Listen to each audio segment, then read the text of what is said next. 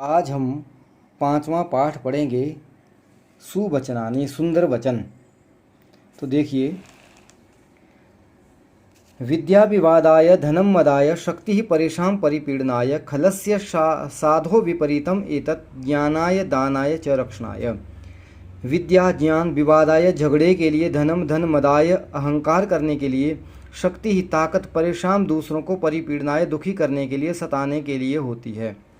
खलस्य दुष्ट की, साधो सज्जन, विपरीतम विपरीत, एतत् इनसे, ज्ञानाय ज्ञान के लिए, दानाय दान के लिए, च और रक्षणाय रक्षा करने के लिए। तो देखिए, अब ये जो खलस्य है पहले आ जाएगा। देखो अन्वय के अनुसार, खलस्य विद्या विवादाय, दुष्ट व्यक्ति की विद्या झगड़े के लिए, धनम मदाय धन अहंकार करने के लिए, शक्ति परेशान परिपीडनाय और शक्ति दूसरों को कष्ट देने के लिए होती है, शक्ति दूसरों को सताने के लिए होती है, शक्ति दूसरों को पीड़ित करने के लिए होती है।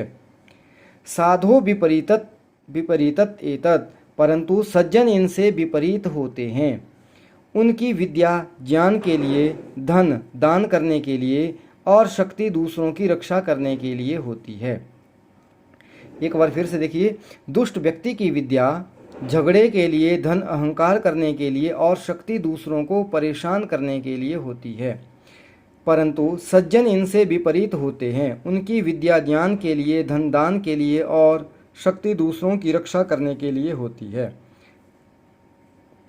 सरलार्थ में देखिए, यदि दुष्टों के पास विद्या होती है तो वे इसका उपयोग झगड़े के लिए या कलह के लिए करते हैं। धन प्राप्त करके वे अभिमान करते हैं। शक्ति का उपयोग दूसरों को दुख देने के लिए करते हैं, परंतु यदि सज्जनों के पास विद्या, धन और शक्ति होती हैं तो वे इनका उपयोग ज्ञान के लिए, दान के लिए और दूसरों की रक्षा करने के लिए करते हैं। अगला है, देखिए, अयम निजः परो वेति गणना लघुचेतसाम उदारचरितानां तु वसुधा एव कुटुंबकम। अयम यह निजः अपना, परः पराया, वा अथवा इति ऐसी गणना गिनती, लघुचेतसाम छोटे मन वाले लोग, छोटे हृदय वाले लोग करते हैं। उदारचरितानाम बड़े हृदय वालों के लिए, बड़े दिल वालों के लिए, तू तो वसुधा जमा एव वसुधैव, वसुधा धरती एव ही कुटुंबकम परिवार है। यह अपना है अथवा दूसरे का है, ऐसी गिनती छोटे दिल वाले लोग करते हैं। बड़े दिल वालों के लिए तो सारी धरती ही अपना परिवार है। अयम निजः पर वा इति, यह अपना है अथवा दूसरे का है, ऐसी गणना लघुचेतसाम गिनती छोटे दिल वाले लोग करते हैं। उदार चरिता नाम तो बड़े दिल वालों के लिए तो वसुधा एव कुटुंबकम, सारी धरती ही अपना परिवार है। सरलार्थ देखिए, अयम मम अस्ति, यह मेरा है, अयम च परस्य अस्ति, और यह दूसरे का है, इति निम्न श्रेण्यः मानवाः चिंतयन्ति, ऐसा छोटी श्रेणी वाले लोग सोचते हैं। परंतु उत्तमानां मानवानां कृते, परंतु उत्तम मनुष्यों के लिए तो संपूर्ण संसार एव स्वपरिवारस्य तुल्य भवति, सारा संसार ही अपने परिवार के समान होता है। अगला है, देखिए, महाजनस्य संसर्गः कस्य न उन्नति कारकः पद्मपत्रस्थितं वारि धत्ते मुक्ता फलश्रियम्। महाजनस्य महान व्यक्ति का, संसर्गः संगति, कस्य किसकी, न नहीं, उन्नति कारक उन्नति करती है, न जमा उन्नति कारकः गुण संधि है। पद्मपत्र स्थितम, पद्मपत्र कमल के पत्ते पर, स्थितम पड़ा हुआ, वारी जल धत्ते धारण करता है, मुक्ता फलश्रियम मोती का रूप। महाजनस्य संसर्गः महान व्यक्ति की संगति, कस्य उन्नति कारक न किसकी उन्नति नहीं करती है, अर्थात सबकी उन्नति करती है। महान व्यक्ति की संगति किसकी उन्नति नहीं करती, अर्थात सबकी उन्नति करती है। जैसे पद्मपत्र स्थितम वारी, जैसे कमल के पत्ते पर पड़ा हुआ जल मुक्ता फल श्रियम धत्ते मोती का रूप धारण कर लेता है। महान व्यक्ति की संगति किसकी उन्नति नहीं करती, अर्थात सबकी उन्नति करती है। जैसे कमल के पत्ते पर पड़ा हुआ जल मोती का रूप धारण कर लेता है। सरलार्थ, सज्जनानां मित्रता सर्वेषां जनानां उन्नतिं करोति, सज्जनों की मित्रता सब लोगों की उन्नति करती है। यथा, जैसे कमल पत्रे स्थितम जलम, जैसे कमल के पत्ते पर पड़ा हुआ जल मौक्तिकस्य रूपम धारयति, मोती का रूप धारण कर लेता है। तथा एव वैसे ही सज्जन पुरुषाणां मित्रतया, सज्जन पुरुषों की मित्रता से दुष्ट जना अपि सज्जना भवन्ति, दुष्ट लोग भी सज्जन बन जाते हैं। अगला है देखिए, को का अर्थ है कह, क क्या, भार भार समर्थानाम, को भार समर्थानाम, किम दूरम व्यवसायिनाम, को विदेशः सविद्यानाम, कह पर प्रियवादिनाम। अब देखिए, कह क्या, भारह भारी, समर्थानाम शक्तिशाली मनुष्यों के लिए, किम क्या, दूरम दूर है, व्यवसायिनाम व्यवसाय करने वालों के लिए, कह क्या, विदेश विदेश है, सविद्यानाम विद्वानों के लिए, कह क्या, परह पराया है, प्रियवादिनाम मीठा बोलने वालों के लिए। समर्थानाम भार, कह शक्तिशाली मनुष्यों के लिए कोई भी काम भारी नहीं है। व्यवसायिनाम दूरम, किम व्यापार करने वालों के लिए कोई भी स्थान दूर नहीं है। सविद्यानाम विदेश, कह विद्वानों के लिए कोई भी जगह विदेश नहीं है। प्रियवादिनाम पर, कह और प्रिय बोलने वालों के लिए, मीठा बोलने वालों के लिए कोई भी पराया नहीं है। समर्थानाम भार, कह शक्तिशाली मनुष्यों के लिए कोई भी काम भारी नहीं है। व्यवसायिनाम दूरम, किम व्यापार करने वालों के लिए, व्यवसाय करने वालों के लिए कोई भी स्थान दूर नहीं है। सविद्यानाम विदेश, कह विद्वानों के लिए कोई भी स्थान विदेश नहीं है। प्रियवादिनाम पर, कह और प्रिय बोलने वालों के लिए, मीठे वचन बोलने वालों के लिए कोई भी पराया नहीं है। सरलार्थ देखिए, यथा शक्तियुक्त नरस्य कृते, जैसे शक्तिशाली मनुष्य के लिए, किमपि कार्यम भारम न भवति, कोई भी काम भारी नहीं होता है। व्यवसायिनाम कृते, व्यापार करने वालों के लिए, किमपि स्थानम दूरम न भवति, कोई भी स्थान दूर नहीं होता है। विदुषाम कृते किमपि स्थानम विदेश तुल्यम न भवति, विद्वानों के लिए कोई भी स्थान विदेश के समान नहीं होता है। तथैव ये मानवाः प्रिय वचनम वदन्ति, उसी प्रकार जो मनुष्य प्रिय वचन बोलते हैं, मीठे वचन बोलते हैं, तेषां कृते कोऽपि परकीय न भवति, उनके लिए कोई भी पराया नहीं होता है। आइए अब पाठ का अभ्यास करते हैं। देखिए, पढ़ें और लिखें हाँ अथवा नहीं। दुष्ट व्यक्ति की विद्या ज्ञान के लिए होती है। न सज्जन धन प्राप्त करके दान भी करते हैं। आम यह मेरा है अथवा दूसरे का है, ऐसा बड़े दिल वाले लोग सोचते हैं। यह मेरा है वह दूसरे का है, ऐसा बड़े दिल वाले लोग सोचते हैं। न सज्जनानाम संगत्या मानवस्य उन्नति भवति, सज्जनों की संगति से मनुष्य की उन्नति होती है। आम विद्वानों के लिए प्रत्येक स्थान विदेश की तरह होता है। न दूसरा प्रश्न है, मंजूषा से सही शब्द चुनकर के रिक्त स्थानों की पूर्ति करें। साधो विद्या ज्ञानाय भवति, खलस्य शक्ति परेशान परिपीडनाय भवति, कमलपत्रे स्थितं जलम मौक्तिकम इव भवति, व्यवसायिनां कृते किमपि स्थानं दूरं न भवति, उदारचरितानां तु वसुधैव कुटुंबकम। मंजूषा में से तीसरा प्रश्न है, मंजूषा में से सही पर्यायवाची शब्द चुन करके लिखें। तो यहाँ ये पर्यायवाची दिए हुए हैं, यहाँ से चुन करके यहाँ लिखना है। तो वारी जलम सविद्यानां विदुषां, वसुधा पृथ्वी मदाय अभिमानाय धत्ते धारयति। इन प्रश्नों के उत्तर एक शब्द में बोलें और लिखें।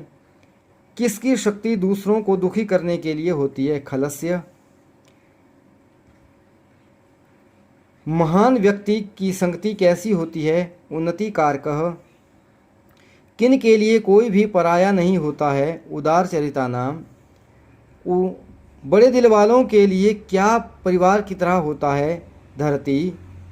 किसका धन दान करने के लिए होता है? साधो या सज्जनस्य। अगला प्रश्न है, नीचे लिखे हुए प्रश्नों के उत्तर पूरे वाक्य में बोलें और लिखें। साधो शक्ति, सज्जनों की शक्ति किस लिए होती है? साधो शक्ति रक्षणाय भवति। यह अपना है अथवा दूसरे का है, ऐसी गिनती कौन करते हैं? अयम निजः परो वा इति लघु चेतसाम गणना।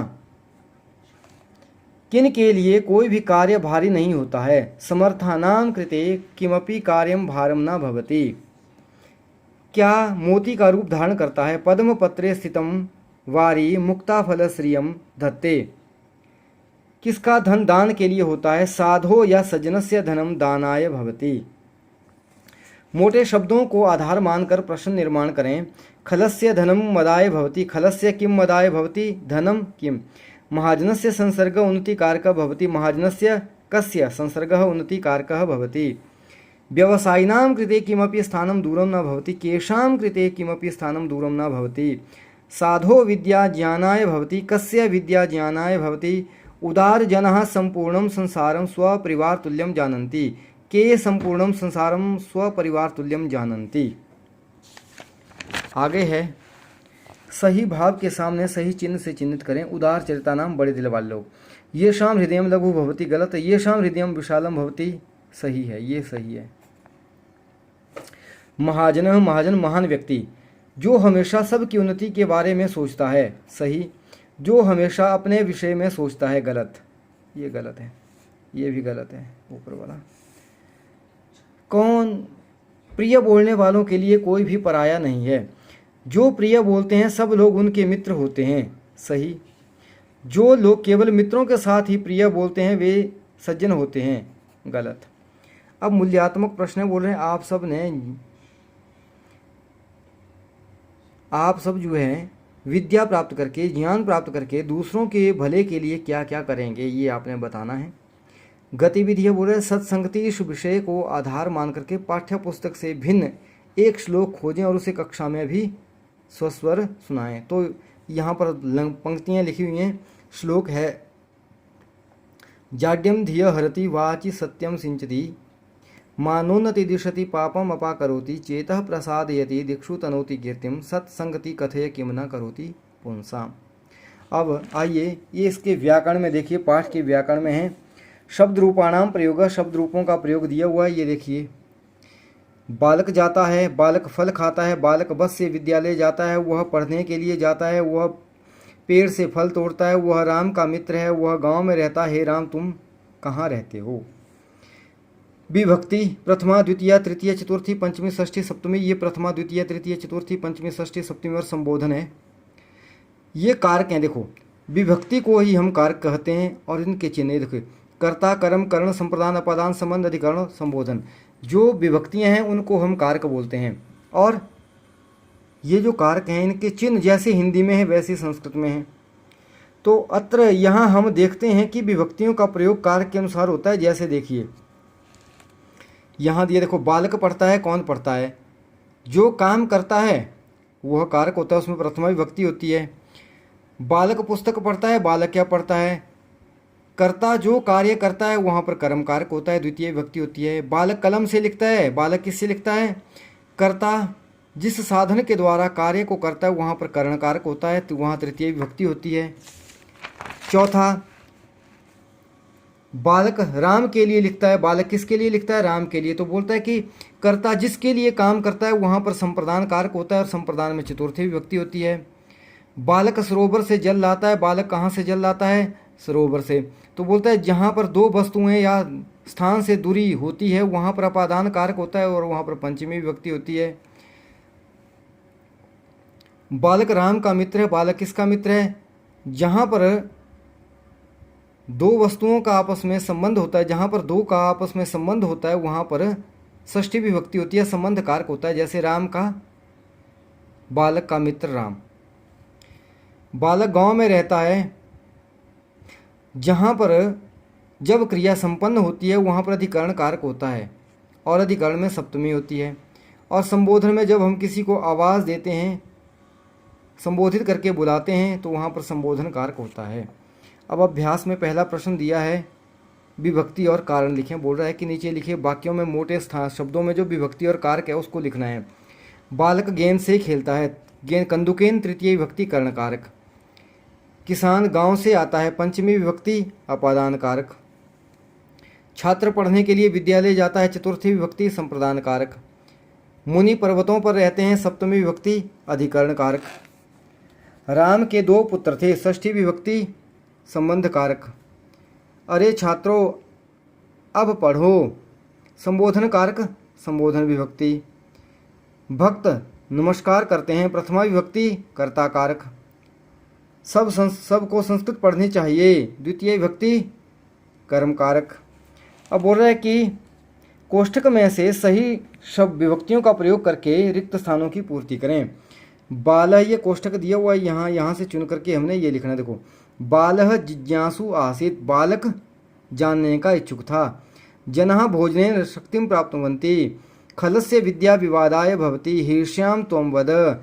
छात्रः मनोरंजनाय उद्यानम् अगच्छन्, जनः उद्याने भ्रमन्ति, ते अध्यापकाय नमन्ति, ते अध्यापकम नमन्ति, अध्यापकाय नहीं होगा यहाँ पर, अध्यापकम होगा। ते अध्यापकम नमन्ति, ते अध्यापकम नमन्ति। सह नगरात् आगच्छति, ठीक है जी। ये पहले में बालः, दूसरे में भोजनेन, तीसरे में खलस्य, चौथे में हे श्याम, पाँचवें में मनोरंजनाय, छठे में उद्याने, सातवें में अध्यापकम और आठवें में नगरात्, ठीक है जी। ये आप देख सकते हैं। तो इसी के साथ हमारा पाठ समाप्त हुआ और अगले पाठ में फिर मिलते हैं। तब तक के लिए धन्यवाद।